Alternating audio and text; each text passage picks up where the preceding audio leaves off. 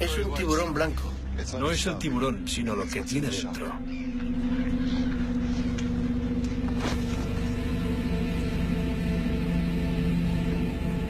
Era un desastre.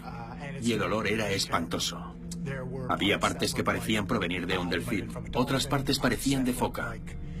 Pero no encontramos ni una foca ni un delfín. También había otras partes de un cuerpo. No teníamos ni idea de lo que estábamos observando, pero de inmediato pensamos que nos había tocado el gordo. Era algo nuevo, una nueva especie.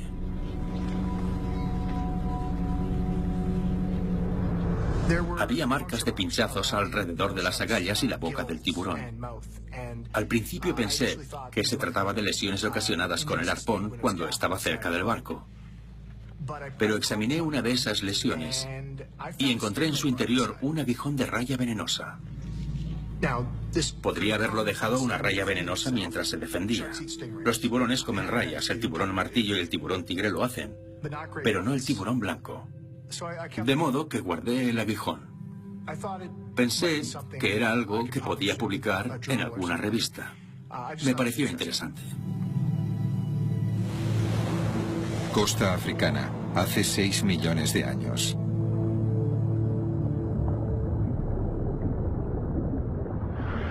Un millón de años después de adentrarse en el mar, los simios acuáticos estaban mejor adaptados a su nuevo entorno.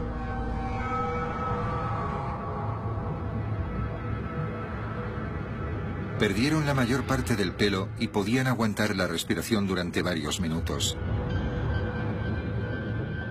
Seguían aprendiendo a cazar. Aprendían mediante la observación.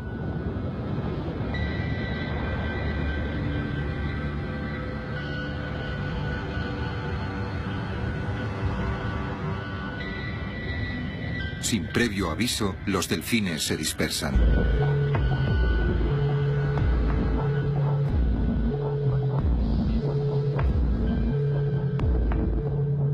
Temporalmente los simios acuáticos debían esconderse, pero con el tiempo aprendieron a defenderse de los peligros de su nuevo entorno.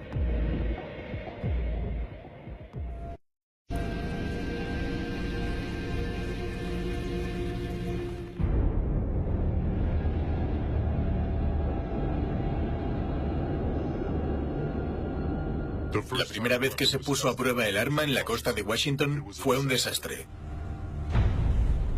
El resultado nos pilló completamente por sorpresa. El perímetro no estaba asegurado. Estaba totalmente abierto a cualquiera que paseara por la playa esa mañana. Esos niños estaban en el lugar indicado en el peor momento. Al principio parecía que iba a ser un problema. Se negaron a retractarse de lo que inicialmente afirmaron haber visto. Finalmente, convencimos a la madre de uno de los niños de que no se trataba de lo que creían haber visto. Normalmente la gente no quiere problemas cuando está implicado el ejército. La madre fue lo suficientemente lista como para hacer que los niños cambiaran su declaración. Mantuvimos vigilados a los niños, pero no le contaron a nadie lo que sucedió. Mantuvieron en secreto todo lo que ocurrió aquel día.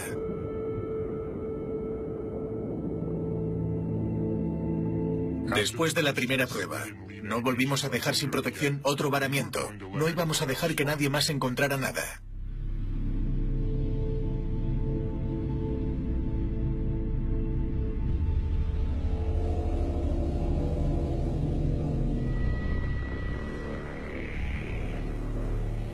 Universidad de Ciudad del Cabo, 22 de julio de 2005. Llevamos el cuerpo al laboratorio y el estado de los restos era muy malo.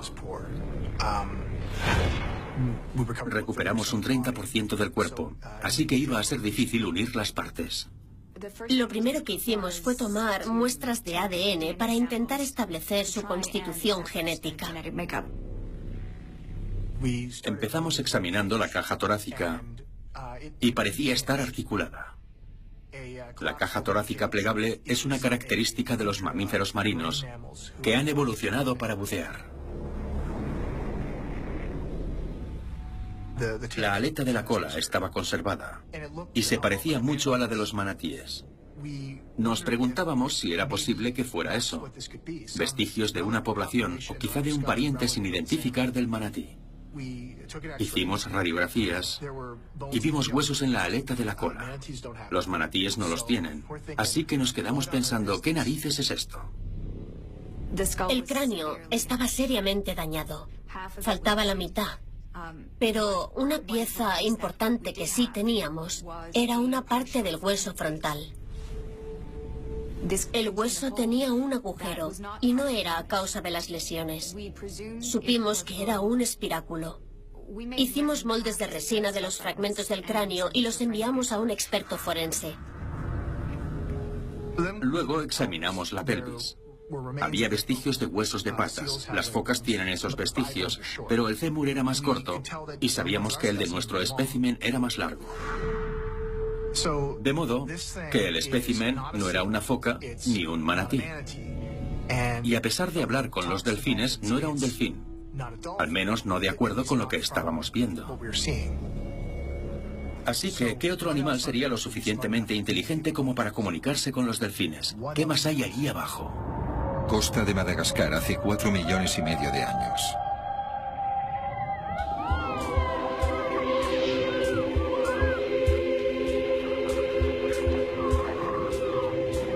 La criatura que un día se ocultaba en las sombras ahora nadaba en mar abierto.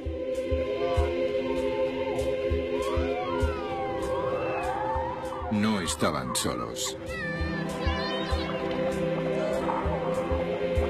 Tenían vínculos con otro ser inteligente. Era un lazo de amistad. A veces solo jugaban, pero en ocasiones cazaban juntos.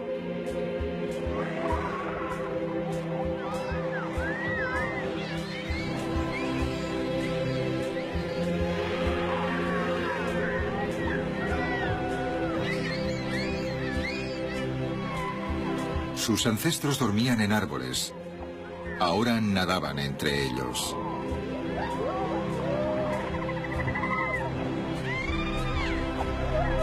Pronto su transición estaría completa. Al igual que los delfines, estarían adaptados al mar.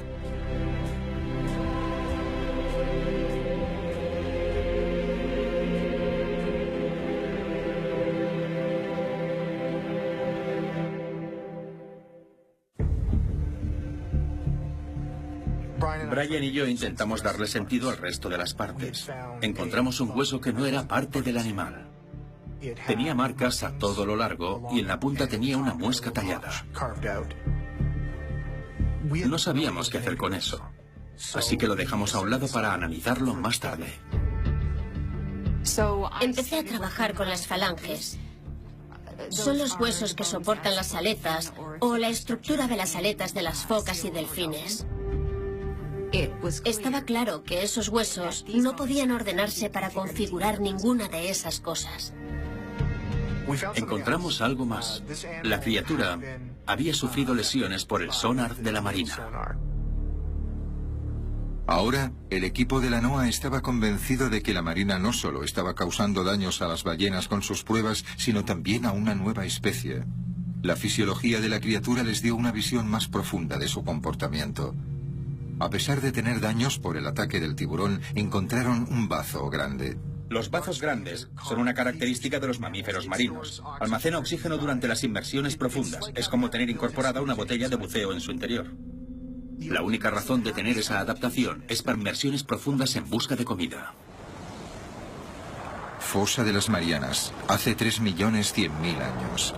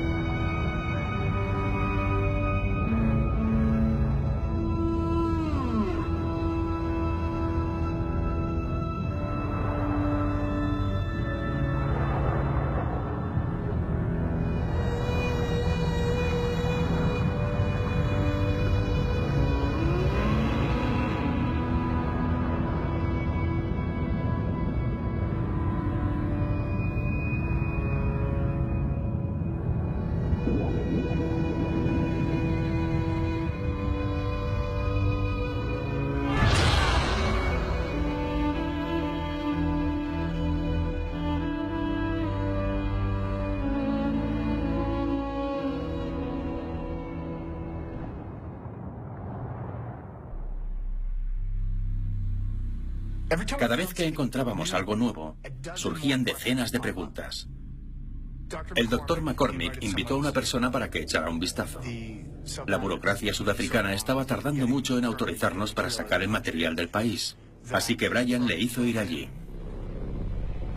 Estoy especializado en biomecánica, en las distintas formas en las que los animales se han adaptado a distintos medios de locomoción. Soy el doctor Steven Pearsall. Cuando llegué pensé, ¿qué narices hago aquí si está claro que es un mamífero marino? La cola parecía la de los animales que se encuentran en los océanos. Solo cuando analizamos los restos con el escáner, me di cuenta de que se trataba de una cola que nadie había visto antes. Observando la estructura de la cadera, el doctor Pearsall reconoció algo sorprendentemente familiar. En los humanos, si observamos la parte alta de la cadera, encontramos unas crestas. Se denominan crestas ilíacas y están diseñadas para soportar el peso. Parecía que la criatura tenía crestas similares en las caderas, pero no tenía sentido. Hasta que me di cuenta de que estábamos viendo la radiografía de forma incorrecta. Lo estábamos viendo así, pero de hecho teníamos que darles la vuelta. Entonces se hizo obvio que esa criatura un día caminó sobre dos patas. Solo hay un animal que camina erguido, en dos patas, que camina sobre dos pies. Si esa criatura caminó sobre dos patas, también tuvo... manos. Tuvo manos. Rebecca descubrió que esa criatura tuvo manos. El descubrimiento de que esa criatura un día caminó erguida sobre la tierra, igual que nosotros, porque era como nosotros, lo cambió todo. Ese hueso había sido manipulado, había sido tallado a mano. La punta donde estaba la muesca estaba diseñada para sujetar algo. Encontramos fibras de material vegetal que envolvían el hueso. Debía estar allí para sujetar algo. Entonces recordé la punta del aguijón. Encajaba perfectamente en la punta del hueso. Se trataba de una herramienta. Todos esos peces que encontraron con lanzas incrustadas, todas esas historias de pescadores que encuentran lanzas en mar abierto, se trataba de lo mismo. Es una criatura que fabrica herramientas. Esta criatura ha encontrado la forma de desarmar a las rayas venenosas y usar sus aguijones para matar peces. Así que se trata de cazadores inteligentes, pero ¿también son presas? ¿Cómo han podido evolucionar estas criaturas para sobrevivir entre los depredadores más formidables del océano? Norteamérica, hace 1.600.000 años.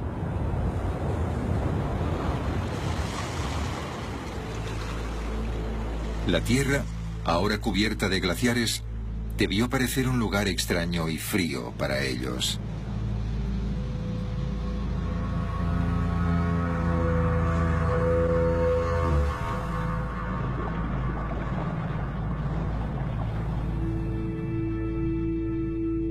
Un solitario explorador nada por delante de su grupo antes de iniciar su travesía en mar abierto.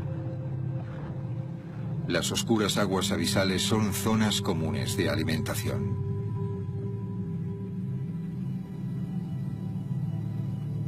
Allí se reúnen las ballenas.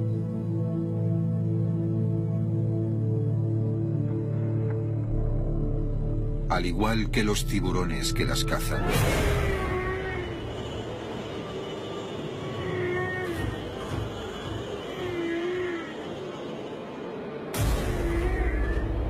El megalodón, un tiburón tan grande como las ballenas.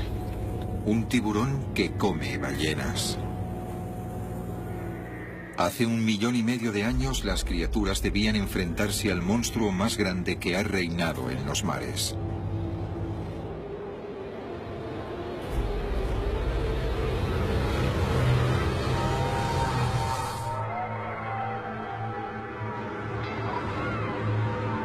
En el grupo hay hembras preñadas y deben protegerlas a toda costa.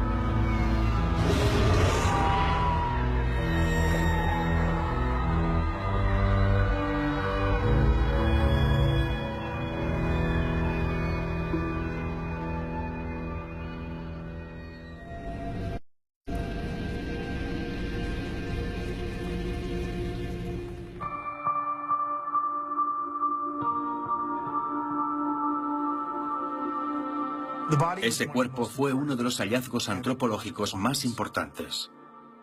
Posiblemente sea uno de los descubrimientos científicos más importantes en la historia de la humanidad. Es un inteligente constructor de herramientas con manos habilidosas, que evolucionó de un ancestro primate que caminó erguido sobre la tierra, igual que nosotros. Si esa criatura es parte del árbol genealógico humano, ¿cuánto tiene de humano? Provincia de Gauteng, Sudáfrica, 4 de agosto de 2005. Recuerdo que íbamos en el coche para ver el molde completo del cráneo. Pensaba que todo era perfecto. Nos dirigíamos a uno de los lugares donde encontraron a algunos de nuestros ancestros más antiguos. Y estábamos a punto de conocer a otro. Solo que este no era un ancestro, sino una criatura que sigue allí. Reconstrucción. Soy la doctora Lian Visser, antropóloga forense del Departamento de Evolución del Hombre. Me hice cargo de la reconstrucción del individuo basándome en los fragmentos de cráneo y otros huesos. De inmediato me llamaron la atención ciertas características. El cráneo tenía órbitas muy grandes, más grandes que cualquier fósil o cráneo de humano moderno que haya reconstruido. Debe tener ojos muy grandes, y los ojos grandes son una característica de animales adaptados a la oscuridad. Otra cosa que noté fue una cresta en el cráneo. Los cráneos con crestas se encuentran en algunos de nuestros ancestros, pero no en humanos modernos. Los simios la tienen. También se encuentran en algunos de nuestros primeros ancestros.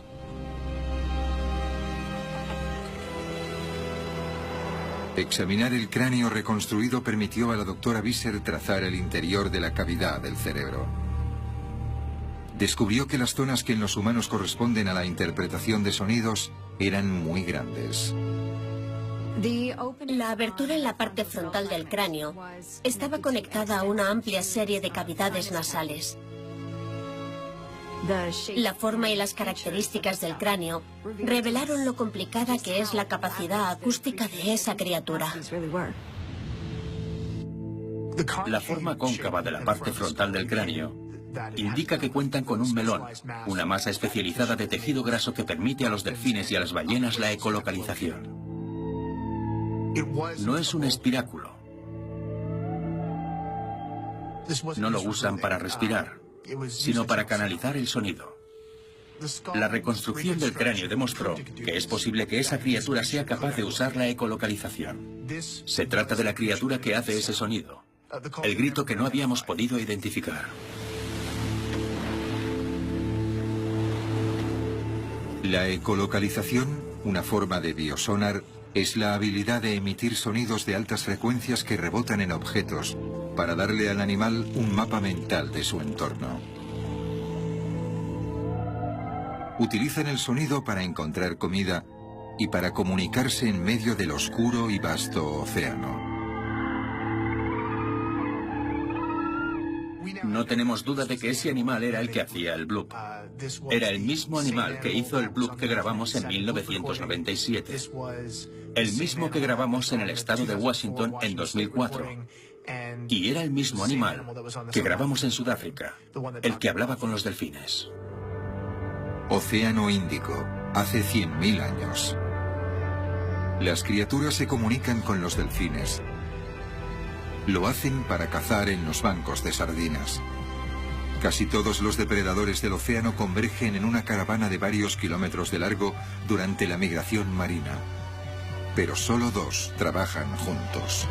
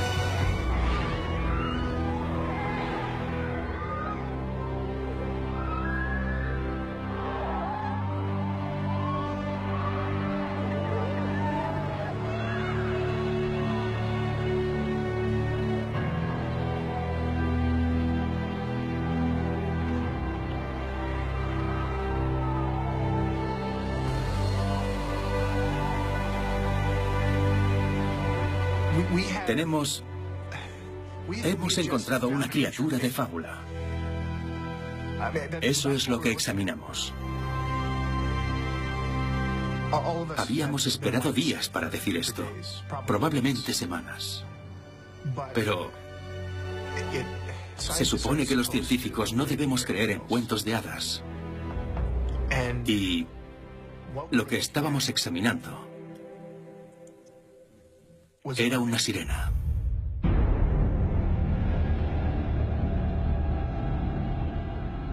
Si la grabación de Beaufort es auténtica, no es la misma criatura que cogimos en Washington.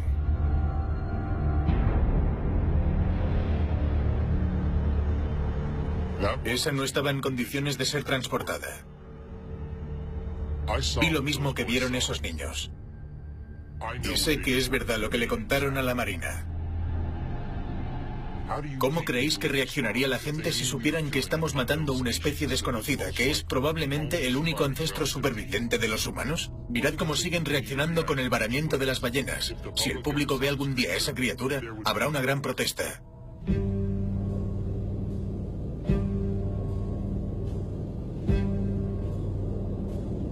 ¿Cómo es posible que esa criatura estuviera oculta durante tanto tiempo? Me di cuenta de que hemos explorado más la superficie de la Luna que las profundidades del océano. Si tenemos en cuenta que el hecho de que actualmente seguimos descubriendo animales grandes. En la década pasada se descubrieron 2 especies nuevas de ballenas. Se trata de animales de entre 9 y 12 metros, que nunca antes habíamos visto. Nunca habían sido grabados, animales gigantescos que fueron vistos por primera vez en los últimos 10 años. De modo que sí, es posible que sigan escondidos.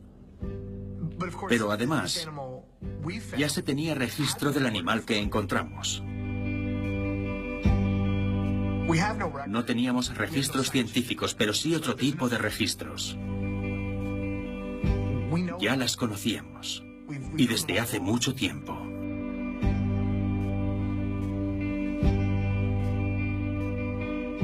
Los cuentos de los marineros de todo el mundo hablan de ellas. Los navegantes griegos las describían. Lo mismo que los vikingos. Igual que los chinos durante su gran época de exploración marítima.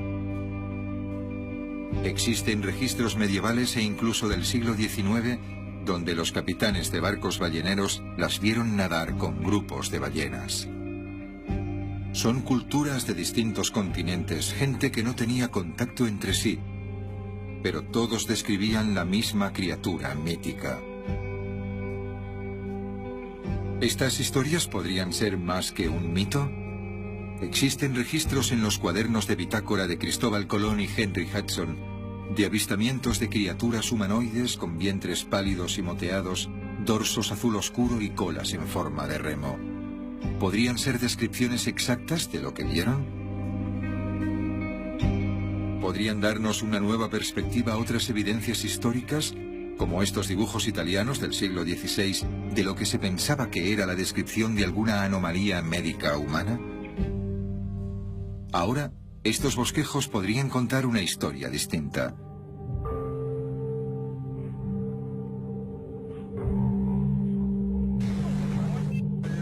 Incluso en la actualidad siguen apareciendo informes, como este vídeo grabado apresuradamente en 2005 en las costas del Adriático.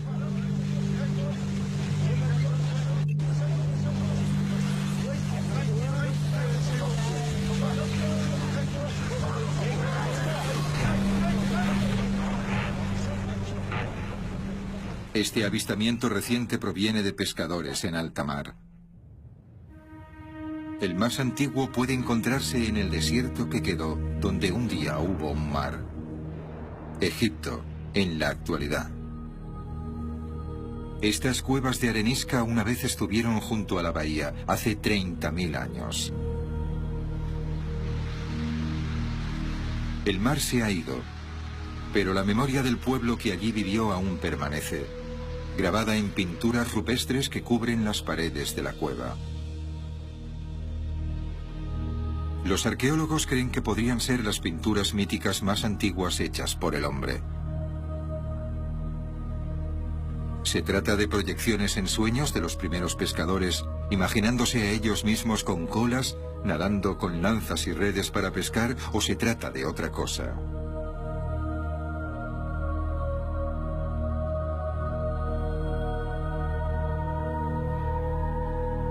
Los primeros humanos luchaban salvajemente por zonas de cultivo y de pesca. Utilizaban la fuerza contra tribus rivales y contra cualquier competidor que amenazara una fuente valiosa de comida. ¿Podría ser eso lo que representan estas pinturas? ¿Podrían estas pinturas ser un registro del conflicto del hombre con una criatura que ahora está relegada a los mitos? ¿Los empujamos a la extinción? ¿O los empujamos a esconderse?